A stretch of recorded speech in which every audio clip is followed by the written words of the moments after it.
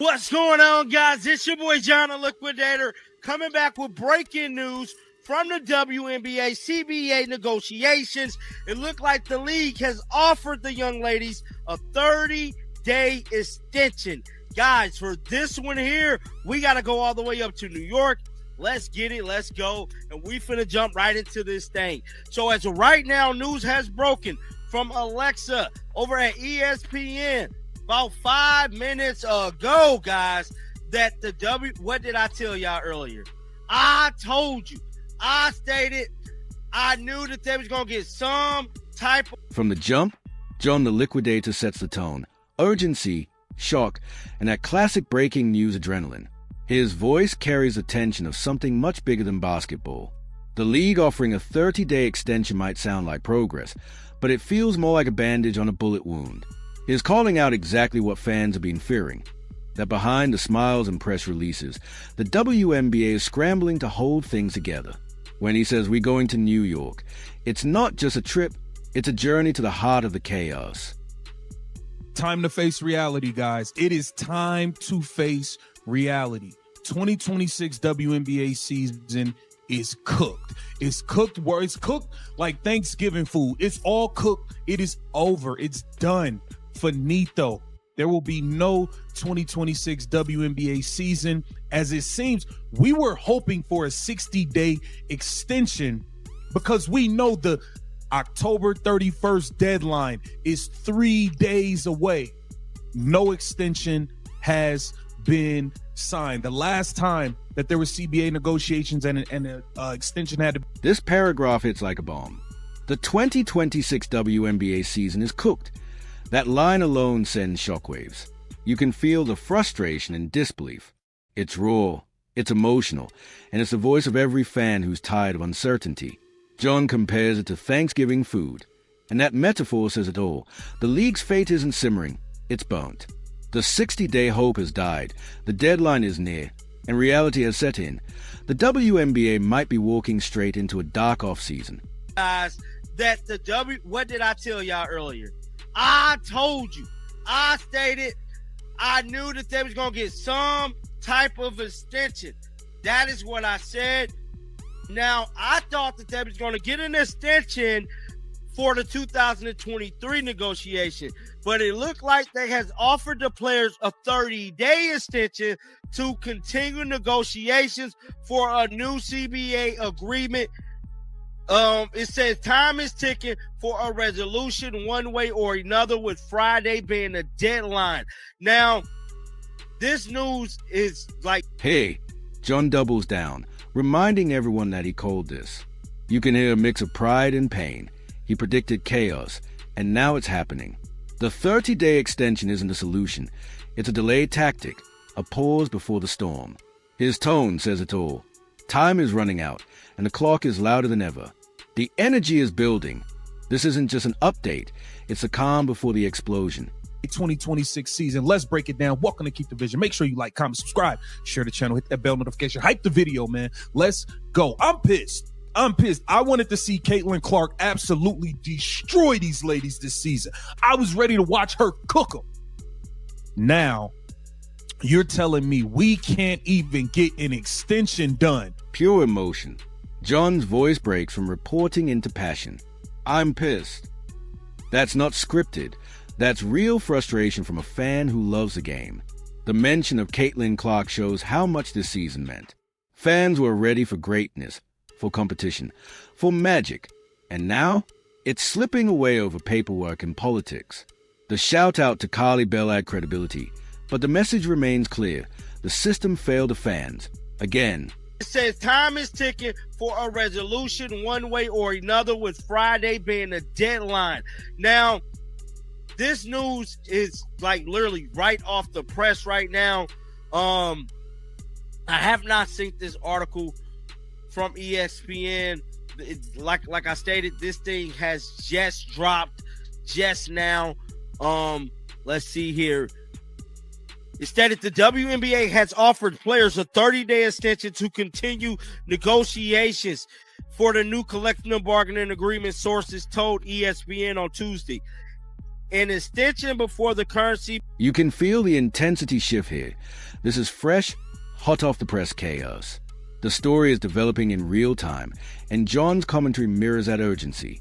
It's almost cinematic. The ESPN drop, the just now revelation, the repetition of extension. It's that moment in every great sports story where uncertainty rules everything. The WNBA isn't just negotiating a deal, it's negotiating survival. In my opinion, I think it'd be foolish to not sign an extension, but I understand what the power of not signing one can do. Listen, the ladies in the PA and Unrivaled, Bree Stewart and Nafis Collier and all of them, they are feeling like they can hold the W's feet to the fire and force their hand to give them what they want. No season, no extension is better for Unrivaled because that's where all the players are going to be. You already know that players have already agreed to contracts with Project B. This paragraph hits deep. Strategy meets rebellion. John acknowledges a gamble. Refusing the extension could break the league, but it could also change history. The players are taking a stand. Using power the WNBA isn't used to confronting. Hold their feet to the fire. That's not just talk, it's revolution. The rise of Unrivaled and Project B symbolizes a new era, one where women athletes want ownership, not just participation. The buzz that they got now is something like this league has never, ever seen before. We're talking superstar player Caitlin Clark transitioning this game to the casual fan, making the casual fan want to tune in. And what did they do? Hurt her, pushed her, went against her. And guess what? Now they at a pivotal moment right now because fans are leaving. The views are dropping. Just look at the content creators right now. Look at everybody's channel right now. I can promise you the interest is not what it was a few months ago. Around this time last year during the offseason, John paints a picture perfectly. Caitlin Clark, the phenomenon who changed everything. Her presence turned casual viewers into fans, but the system didn't protect her, it targeted her. That's the heartbreak. The league had lightning in a bottle and somehow managed to drop it. As fans drift away and creators lose interest, you can almost hear the echoes of what could have been. This isn't just a decline, it's self-sabotage. Is being signed. We watched the Players Association troll Adam Silver on Instagram, and then we saw the NBA get hit with a crazy gambling thing that's trickling down into the WNBA. Now the WNBA injury reporting being investigated. All of these things are happening. Adam Silver has a meeting with the feds on the 31st. You think an extension or a deal with the WNBA is about to be signed on the 31st? Come on, let's be serious here. Let's be serious here. The NBA is the real moneymaker. He needs to get that resolved with the feds first. Not being worried. He's not worried. The frustration reaches boiling point. Between the gambling scandal, social media trolling, and federal meetings, everything feels like it's falling apart at once. John's tone becomes almost prophetic. Let's be serious here. The implication is crystal clear. While the NBA handles billions, the WNBA is fighting for basic attention. And when Adam Silver's got federal meetings on his plate, women's basketball becomes an afterthought. That's the painful truth John wants people to see.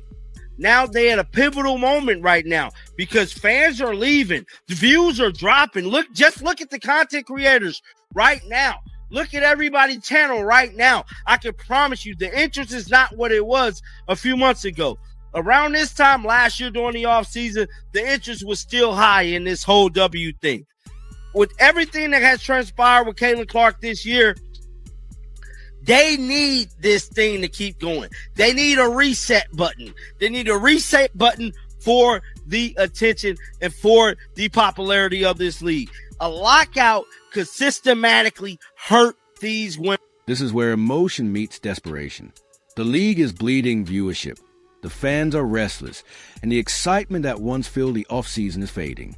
John's call for a reset button feels symbolic, not just for the game, but for the entire structure of the WNBA.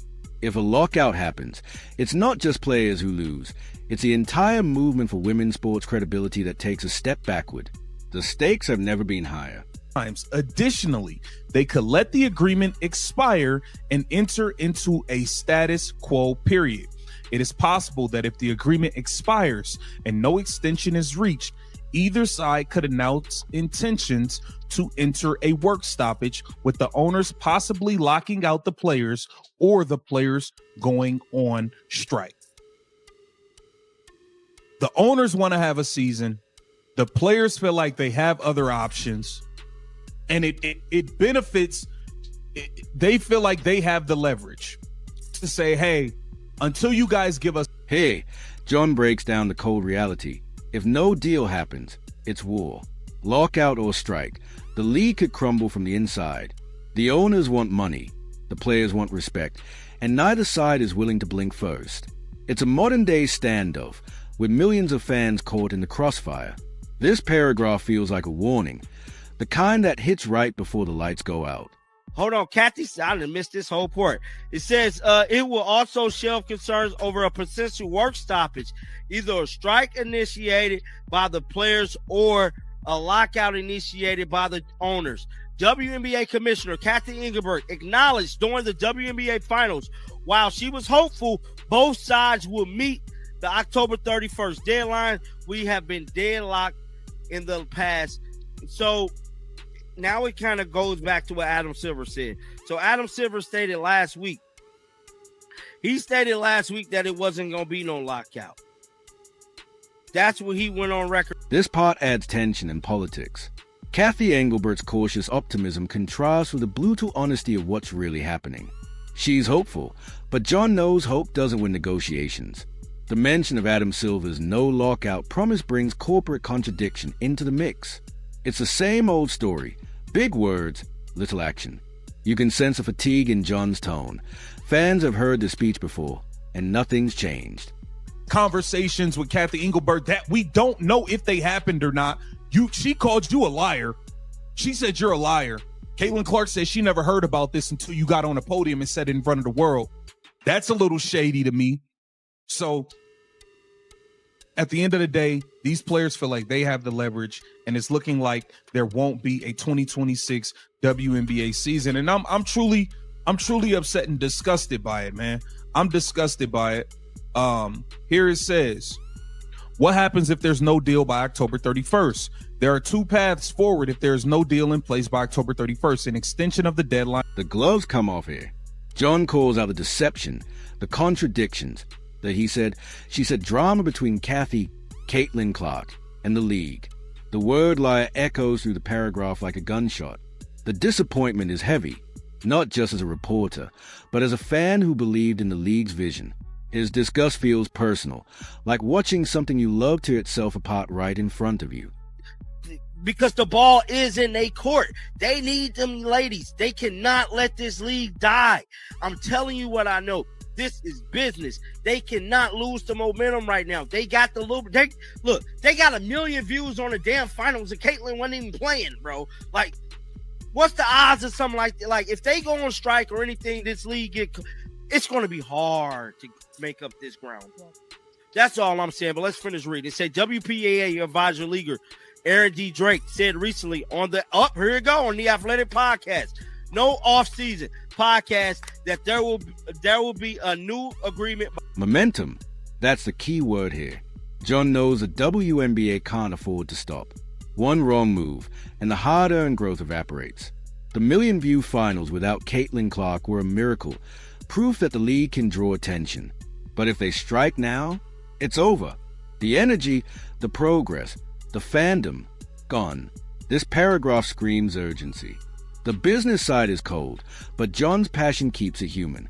A future deal. We don't see any of that. There's none of that.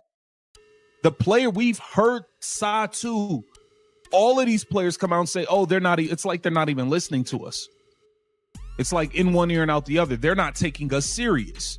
Then we heard the W say, hey, the WNBPA are lying to the people. They're lying about the negotiations.